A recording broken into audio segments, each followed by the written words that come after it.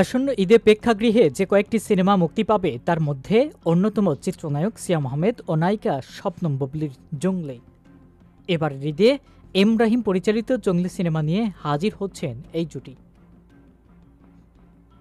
Cinema মুক্তির কয়েকদিন আগে থেকেই জোর প্রচারণা শুরু করেছে জংলি টিম। এবার সেই প্রচারণায় যোগ দিলেন বুবলি নিজেও। মঙ্গলবার বিকেলে সামাজিক যোগাযোগ মাধ্যমে লুঙ্গি পরে হাজির হয়ে নিজের ছবির প্রমোশন করলেন এই নায়িকা।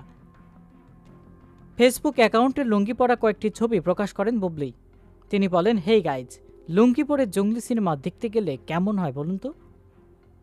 বুবলির এমন প্রচারণা ভক্তরা দারুণ উপভোগ করেছেন। কেউ বলেছেন এই সিনেমায় বুবলিকে হয়তো সাহসী কোনো চরিত্রে দেখা যাবে, যেখানে হয়তো তার পোশাকের ধরনও ঠিক একই রকম ভিন্নতা থাকবে।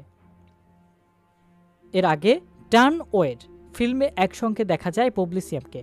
অবশেষে বড় পর্দায় জুটি হতে চলেছেন ঢালিউডের বর্তমান সময়ের জনপ্রিয় এই দুই তারকা। এই সিনেমা প্রসঙ্গে বুবলি বলেছেন, আমি ভীষণ এক্সাইটেড। রাহিম ভাইয়ের সাথেও আমার প্রথম কাজ। আমি নিশ্চিত দর্শক দারুণ কিছু পেতে যাচ্ছে। পোস্টার ও টিজারে রহস্যের আভাস পেয়েছে সবাই, সেটাই জিইয়ে থাকুক।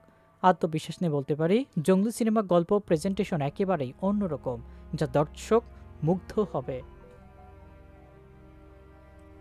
এদিকে সিয়াম বুবলি বাদেও সিনেমার গুরুত্বপূর্ণ চরিত্রে আছেন দেখি। আগে দেখিকে দেখা গেলেও এতদিন নির্মাতা বুবলিকে এরকম লুকিয়ে রেখেছিলেন। টিজারে প্রথমবারের মতো দেখা গেছে বুবলির ঝলক, তবে তার কণ্ঠে কোনো সংলাপ ছিল না। সিয়ামের লুক, অ্যাকশন ছাড়াও টিজারের সম্পাদনা ও আবহ সঙ্গীতের প্রশংসা করেছেন ভক্তরা। এই সিনেমাটি নিয়ে দীর্ঘদিন পরিশ্রম করেছেন সিয়াম এবং সিনেমা সংশ্লিষ্ট সবাই।